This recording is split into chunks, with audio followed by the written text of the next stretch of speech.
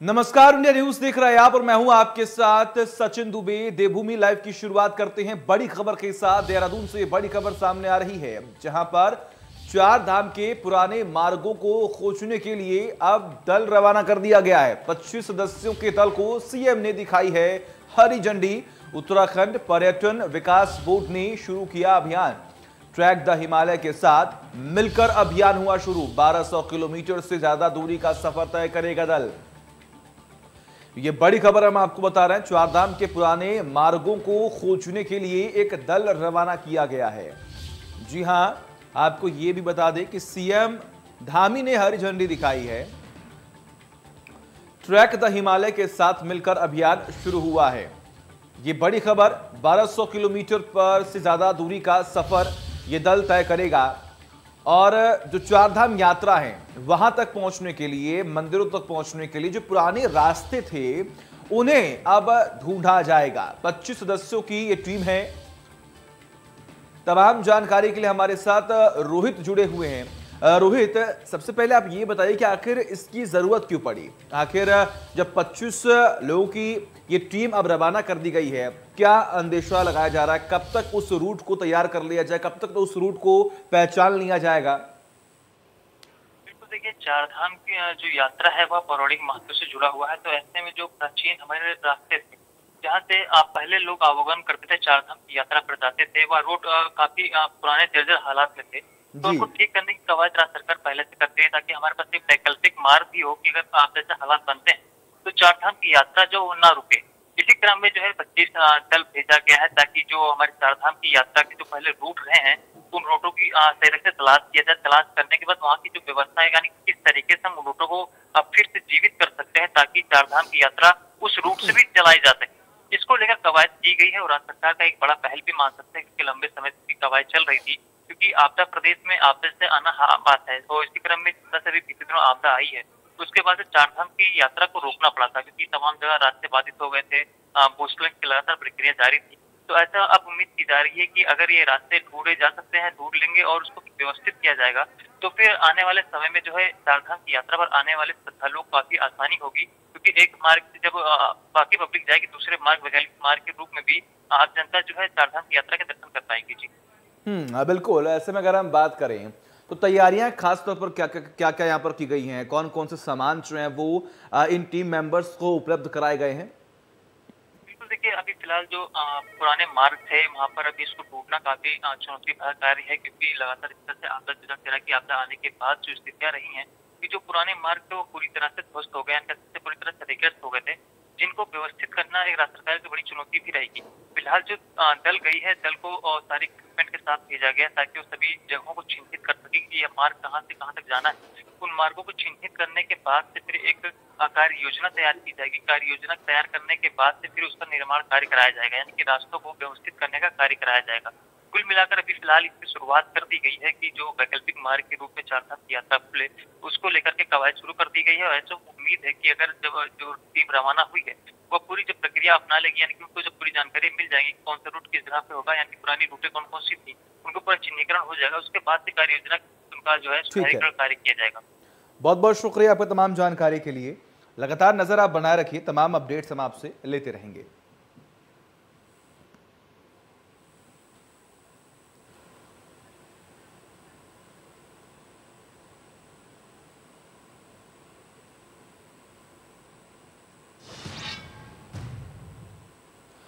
उत्तराखंड विधानसभा चुनाव की तैयारियों में जुटी है कांग्रेस। ये बड़ी खबर हम आपको बता रहे हैं। कांग्रेस हाईकमान ने राज्य में नियुक्त किए हैं पर्यवेक्षक। जिला स्तर, विधानसभा और लोकसभा स्तर पर नियुक्त किए गए हैं पर्यवेक्षक।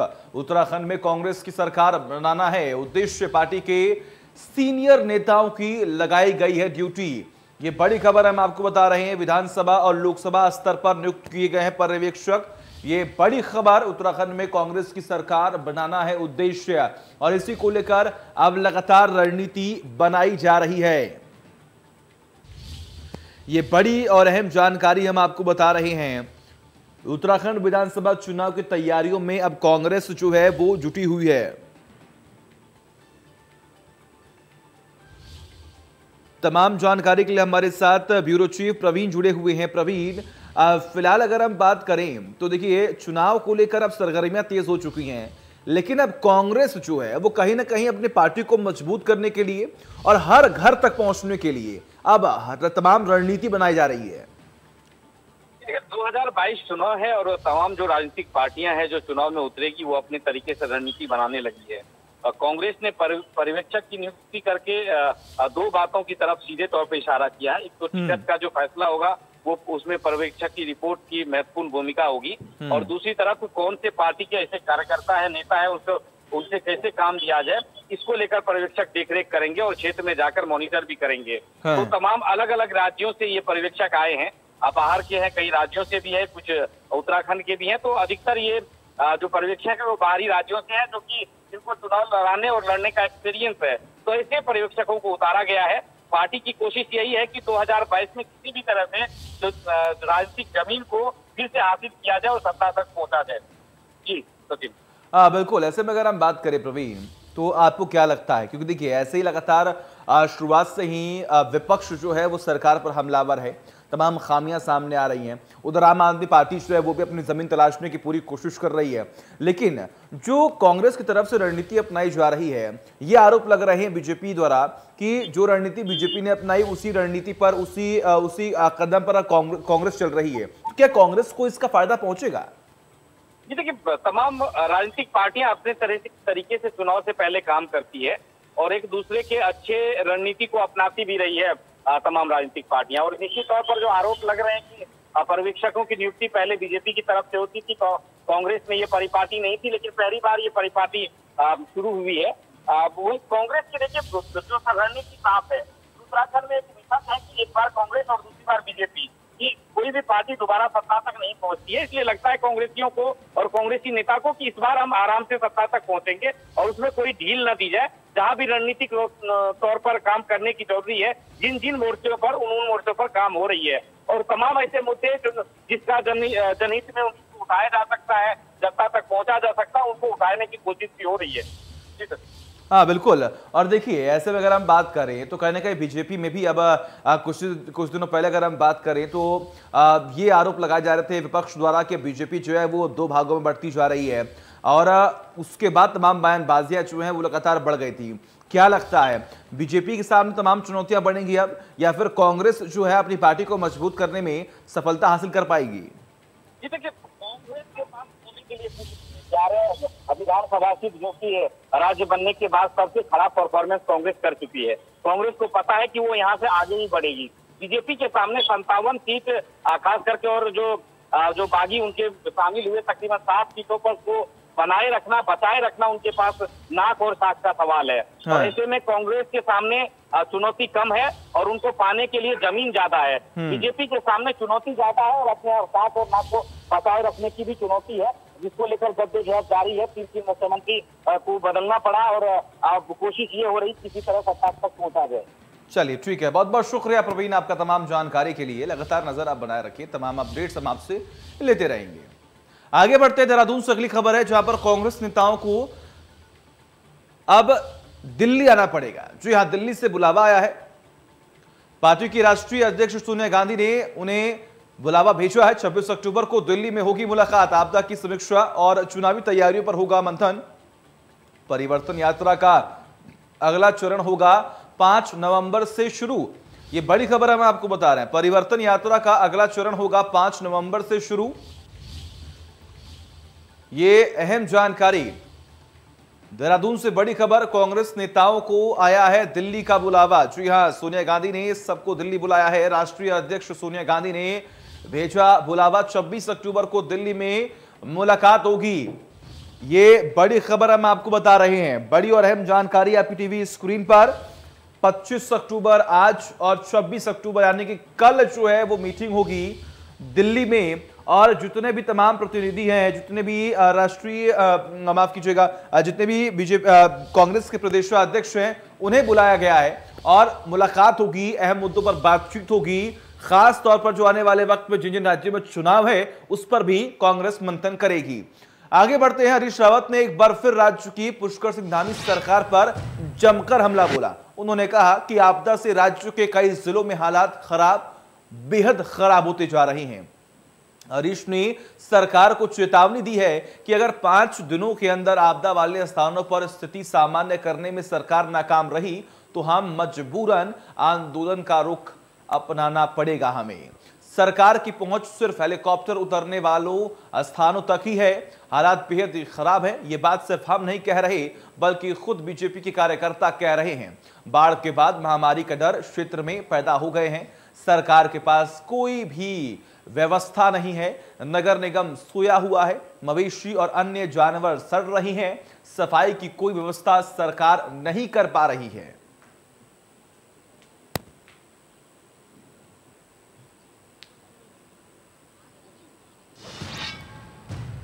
एनएच घोटाले का जिन एक बार फिर से बाहर आ गया है और इस बार ये जिन चुनावी मुद्दा बनकर भाजपा और कांग्रेस के बीच फुटबॉल की तरह उछल रहा है। जहां एक ओर भाजपा घोटाले पर कार्रवाई को अपनी उपलब्धि मान रही है तो दूसरी ओर कांग्रेस इस घोटाले पर निष्पक्ष और सीबीआई जांच की मांग कर रही है। जबकि एनएच घोटाले के पूरे मामले में चल रही एसआईटी जांच को क्यों आधार में रोक दिया गया, ये एक बड़ा सवाल है जिसको लेकर सरकार के पास कोई ठोस जवाब नहीं है। ये किसी भी सरकार की काम करने का शैली है या काम करने का तरीका होता है। उस पर जब हम सरकार में आए हमने तत्काल जो भी विषय सामने आया उस पर जांच केवल बिठाई नहीं अपितु उसमें जो सामने आया उन सब के खिलाफ भी कड़ी कार्रवाई हुई।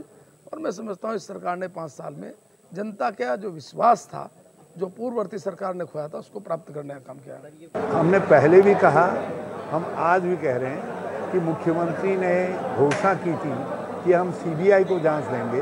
हम कह रहे हैं सीबीआई को जांच दे दो, लेकिन ये तो बेशरम सरकार है। हमने लोकायुक्त बना करके गवर्नर हाउस भेजा और चयनित सर्वसम्मत तरीके से चयनित लोकायुक्त के फाइल को गवर्नर को भेजा और अभी तक उसको मंजूरी नहीं मिली। नैनीताल से अगली खबर है। केंद्रीय रक्षा राज्य मंत्री को झेलना पड़ा विरोध। बेताल घाट में बीजेपी कार्यकर्ताओं ने जताया है विरोध। लोगों ने कहा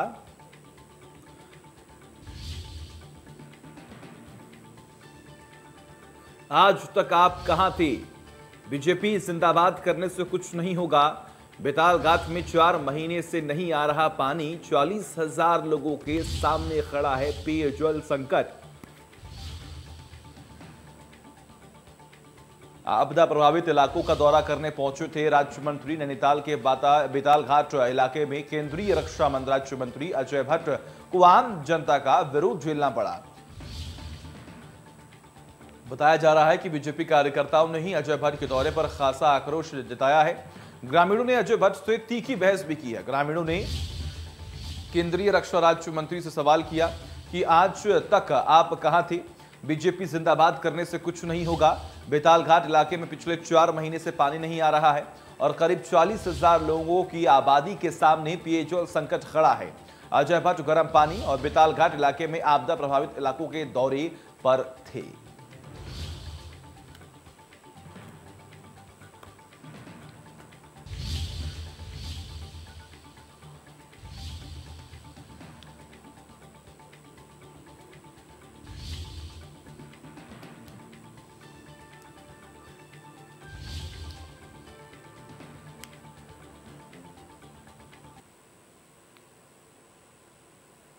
आप कह रहे ना कि वरिष्ठ है करके। और हमारे साथ हमारे सहयोगी तारा चंद जोशी जुड़े हुए हैं। फिलहाल अगर हम बात करें तो जिस तरीके से बीजेपी लगातार दावे कर रही है कि हम काम कर रहे हैं, जनता के हित में लगातार काम कर रहे हैं, तो फिर ये किस बात का विरोध? जी देखिए, आपदा को लेकर लगातार यदि कहें कि जमीनी हकीकत की यदि बात करें तो लगातार लोगों के अंदर रोष है, क्योंकि प्रशासन की जो टीमें हैं, आपदा राहत की जो सामग्री है अभी तक भी लोगों तक नहीं पहुंच पाई है। हालांकि मुख्यमंत्री ने खुद मोर्चा संभाला हुआ है। मुख्यमंत्री आपदा प्रभावित क्षेत्रों का दौरा जरूर कर रहे हैं, लेकिन प्रशासन की जो टीमें हैं और आपदा राहत की जो सामग्री है वो लोगों तक नहीं पहुंच पाई है। और उसी का गुस्सा फूटा है रक्षा राज्य मंत्री जो केंद्रीय मंत्री हैं हमारे अजय भट्ट के ऊपर, जब भाजपा के ही कार्यकर्ता उनका विरोध करते हुए नजर आए और लोगों का ये कहना था कि आप लगातार मौके पर, इतनी बुरी स्थिति है लोगों की, 4 महीने से वहां पर पानी नहीं आया है, 40,000 की आबादी है उस क्षेत्र की, तो काफी दिक्कतों का सामना है लोगों को और अब आपदा ने बिल्कुल लोगों का जीना मुहाल किया हुआ है। तो ये विरोध झेलना पड़ा है रक्षा राज्य मंत्री को और विरोध करने वाले जो लोग हैं वो भी खुद भाजपा के ही कार्यकर्ता बताए जा रहे हैं। जी बिल्कुल। ऐसे में अगर हम बात करें तो जिस तरीके से विरोध जाहिर किया गया और उसके बाद हमने देखा किस तरीके से अजय भट्ट ने भी तमाम बयान दिए हैं, क्या लगता है जो समस्याएं सामने आ रही हैं उनका निस्तारण, उनका समाधान जल्द से जल्द हो पाएगा? जी देखिए, पहाड़ों की यदि बात करें तो लगातार पानी की किल्लत पहाड़ों में बनी रहती है और अब जब आपदा आई हुई है तो ऐसे में पानी की किल्लत और ज्यादा बढ़ गई है, क्योंकि जगह जगह सिल्ट है, पानी की जो लाइनें थी वो पूरी तरह से ध्वस्त हो गई हैं, तो उसको ठीक करने में टाइम लगेगा। सरकार को ये चाहिए कि वैकल्पिक व्यवस्था कराएं, प्रशासन की टीमें मौके पर पहुंचे, लोगों का दुख दर्द बांटने की कोशिश करें, उन्हें राहत सामग्री देने की कोशिश करें, लेकिन लोगों तक राहत सामग्री नहीं मिल पा रही है।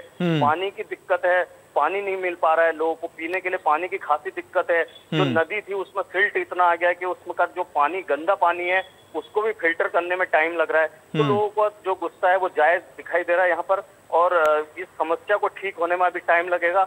यदि प्रशासन की टीमें लगातार मौके पर जाके काम करेंगी तब जाकर ये समस्या दूर होगी, वरना हवाई दौरे करने से कुछ होने वाला नहीं है। बिल्कुल। बहुत बहुत शुक्रिया आपका तमाम जानकारी के लिए। लगातार नजर आप बनाए रखिए, तमाम अपडेट्स हम आपसे लेते रहेंगे।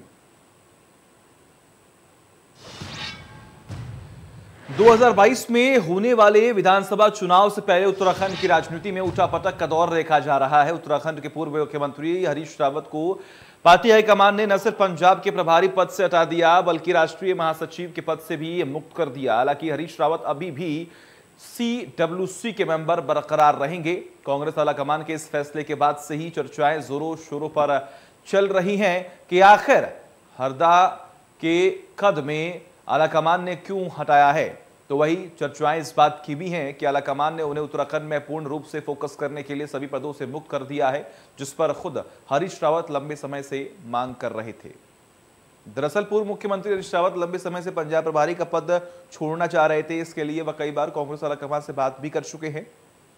हालांकि इसके पीछे हरीश रावत तर्क दे रहे थे कि आगामी विधानसभा चुनाव के मद्देनजर वह सिर्फ उत्तराखंड में फोकस करना चाहते हैं, जिसके चलते उन्हें पंजाब प्रभारी पद से मुक्त कर दिया जाए। वहीं बीजेपी का यह कहना है कि कांग्रेस ने हरीश रावत के पद को कतर दिया है।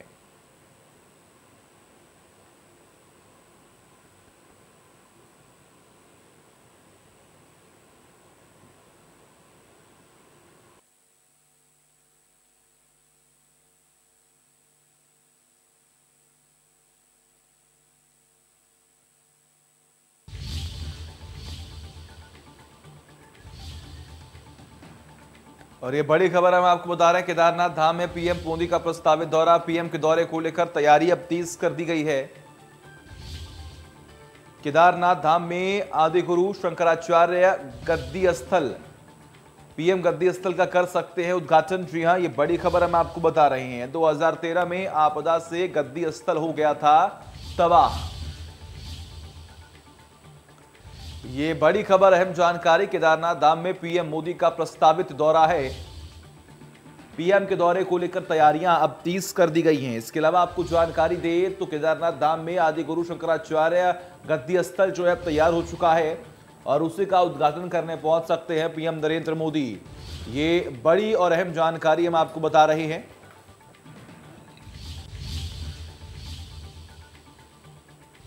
बड़ी खबर आपकी टीवी स्क्रीन पर। केदारनाथ धाम में पीएम मोदी का प्रस्तावित दौरा, पीएम के दौरे को लेकर तैयारियां तेज कर दी गई है।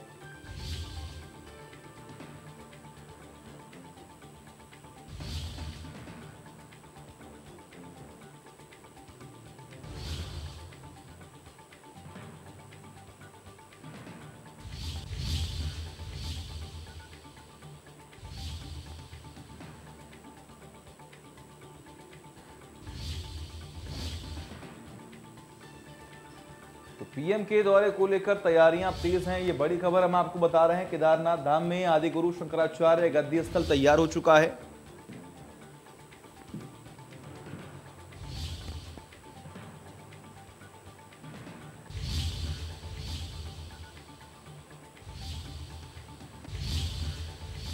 चलिए, वक्त एक छोटे से ब्रेक का। खबरों का सिलसिला लगातार जारी है।